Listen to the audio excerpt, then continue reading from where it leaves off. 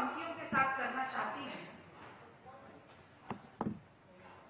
जो मैं समझती हूं जिनको चरितार्थ करने का काम केवल बतौर मीडिया प्रमुख ही नहीं, बतौर प्रवक्ता भी पवन खेड़ा जी बहुत ही मुस्तैदी के साथ करते आए।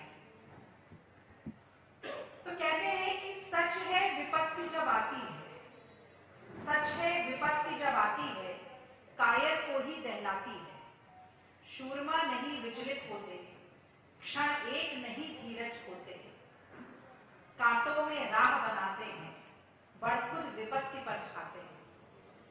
तो देश में जो विध्वंसकारी, वैमनस्यकारी, विषाक्त और सांप्रदायिक विचारधारा है, उसके खिलाफ अंगद की तरह पैर जमाकर संघर्षशील रहने का जो एक बहुत प्रेरणादायी दृष्टांत देने का काम किया वो पवन खेड़ा जी ने किया। और मैं समझती हूं कि आज उसी अपने प्रखर और मुखर अंदाज में आज इस प्रेस वार्ता के जरिए मध्य प्रदेश की जनता को संबोधित करेंगे। ज्यादा विलंब न करते हुए मैं अनुरोध करती हूं पवन खेड़ा जी से कि अपनी बात आज पत्रकार बंधुओं के सामने रखें। पवन खेड़ा जी। धन्यवाद। हमारी रागिनी जो बहन है ये कवियत्री भी हैं और नेता भी हैं और हमारी छोटी बहन भी है। मिश्रा जी, अभय दुबे जी, अमरीश भाई और तमाम परिवार जो हमारा सूचना विभाग का है वो हमारे साथ है। आज तमाम प्रवक्ता आपके सामने बैठे हैं।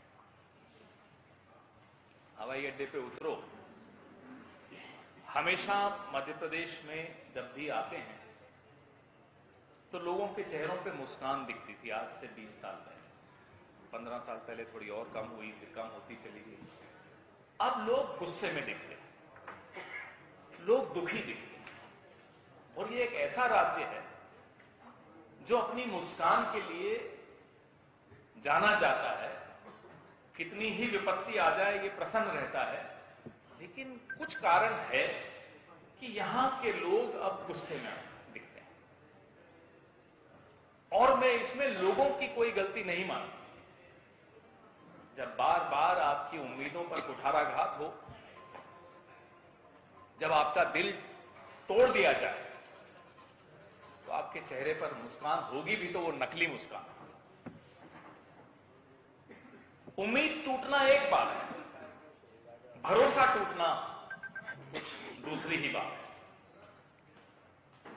सपने भी टूटते हैं, हम सबकी जिंदगी में सपने टूटे होंगे। दिल को तोड़ दे, और वो भी एक ऐसी सरकार जिसको हमने एक बार नहीं, 2 बार नहीं, 3-3 बार जिताया। चौथी बार तो चलिए चोरी के दरवाजे से घुस के आ गए। समझ में आता है कि गुस्सा क्यों है। रोज हेडलाइन अगर आप देखें, हर 3 घंटे में बच्चियों के साथ अपराध हो रहा हो, तो जाहिर सी बात है गुस्सा होगा। हम सबके घरों में लड़कियां, बहनें, बेटियां, माएं, पत्नियां, हम सबके घरों में डर लगा रहता है। गांव देहात में चले जाइए तो सोयाबीन के किसानों के साथ क्या हुआ? गुस्सा है, गुस्सा जायज है, स्वाभाविक है। आदिवासियों के पट्टों के साथ क्या हुआ? कब तक वो गुस्सा नहीं करेंगे? कब तक वो शांत बैठेंगे? किसान, आदिवासी, नौजवानों के साथ तो जो धोखा हुआ, प्रियंका जी अभी आई थी, रैली की थी, उन्होंने बताया गिनाए जो धोखे हुए हैं नौजवानों के साथ, वो व्यापम घोटाला हो। तो जो व्यक्ति, जो सरकार हमारे घरों में घुसकर हमारा सुख चैन छीन ले, वो फिर हिम्मत कैसे दिखाता है आपके सामने आने की और फिर से वोट मांगने की। इस हिम्मत को जरूर सलाम करते हैं हम कि ऐसी हिमाकत, एक तो धोखा देते हो, दिल तोड़ते हो, चैन छीन लेते हो, गद्दारी करते हो और फिर वोट मांगने आ जाते हो।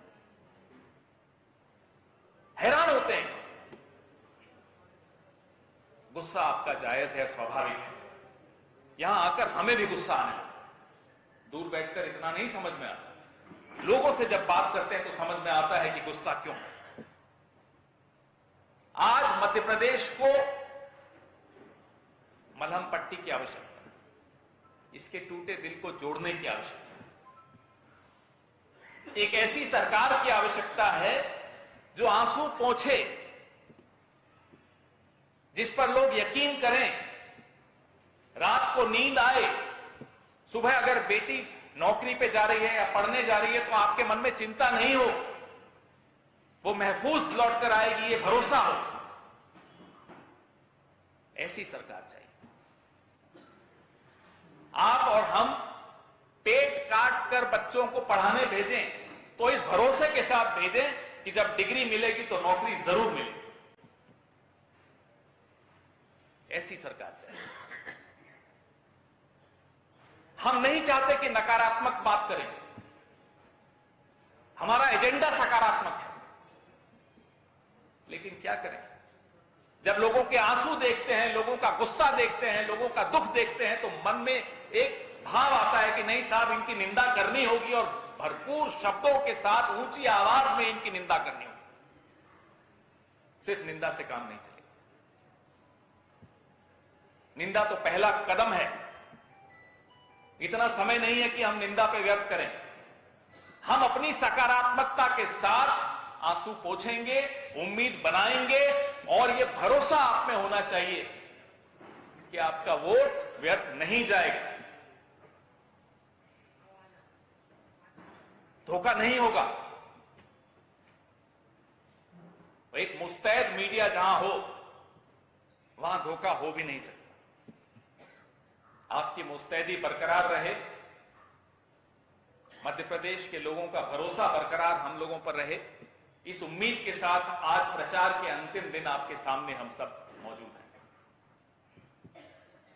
महिलाओं के लिए ना केवल 1500 रुपए, मैं फिर थोड़ा नकारात्मक बात करूंगा, याद आ गई, लाडली की बड़ी बात सुनी थी, मैनिफेस्टो आया, उसमें वहां धोखा। भाषणों में कुछ कहते हैं, लिखकर देने में घबराते हैं। क्यों?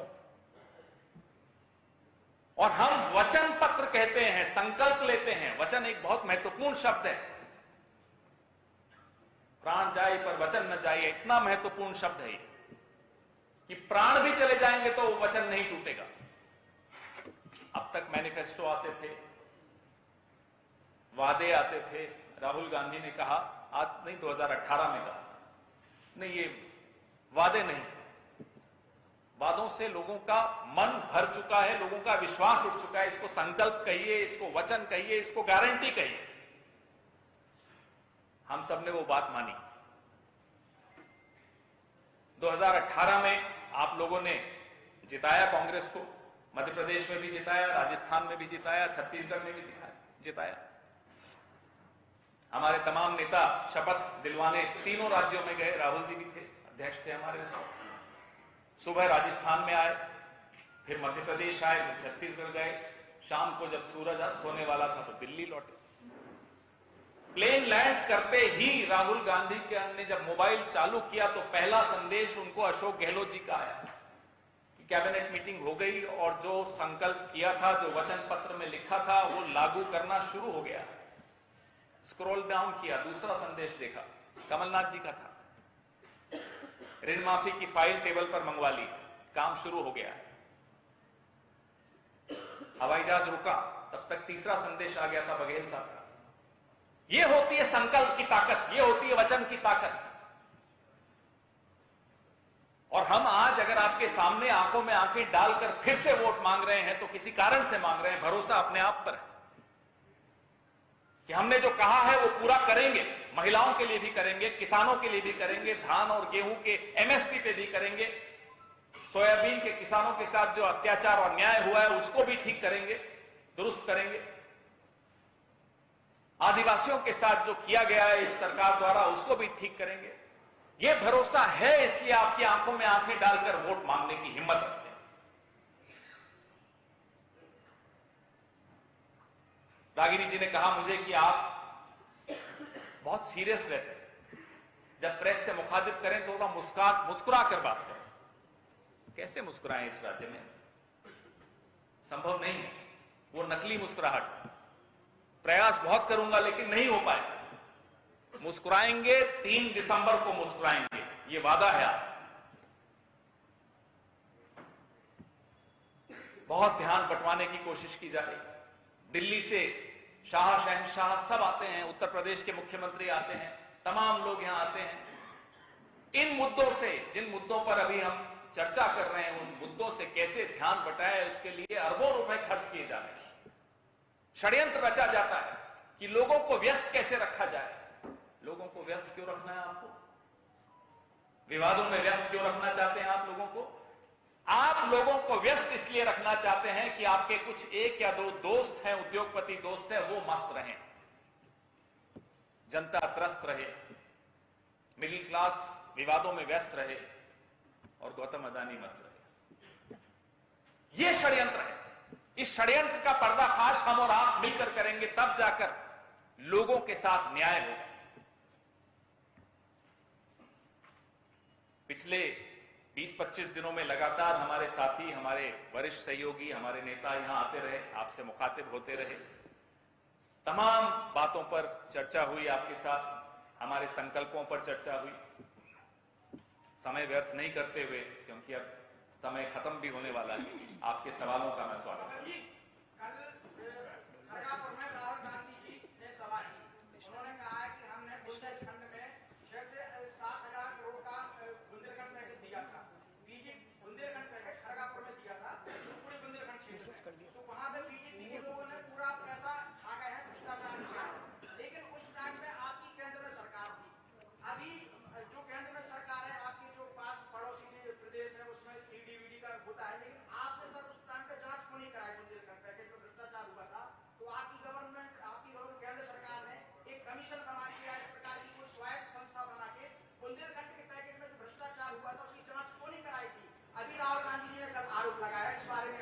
ये 2024 में अगर नहीं कराएं फिर बताइए, वादा है। अरुण तिवारी जी। वीडियो वायरल हो रहा है नरेंद्र तोमर के बेटे का, वो उसने अपना नंबर भी शेयर किया। जो नया वीडियो आया उसका खुद का है, जिसने बात की है जगमन सिंह कनाडा से, उन्हें आपका नाम भी दिया है। वो वाक्य ये है कि ये हमने जब उससे पूछा कि ये मिसिंग कहाँ से हुई, कहाँ से ये वायरल हुआ, तो उन्होंने कहा कि मिसेस सिद्धू की तरफ से ये हुआ है। और देखिए उनका अभी भी मैसेज आ रहा है। और उन्होंने मुझसे कहा कि पवन खेरा जो कांग्रेस के हैं, उनका फोन भी आएगा अभी आपके पास में। क्या है ये चक्कर? देखिए, ये व्यक्ति लगातार प्रयास कर रहे थे, अलग अलग लोगों से संपर्क करने की कोशिश कर रहे थे कि साहब मेरे साथ ये हुआ, मैं ये बताना चाहता हूं, ये जानकारी है मेरे पास। तो उन्होंने बात की, हमने कहा जो जानकारी है, देखिए हम तो जब तक इसको वेरीफाई नहीं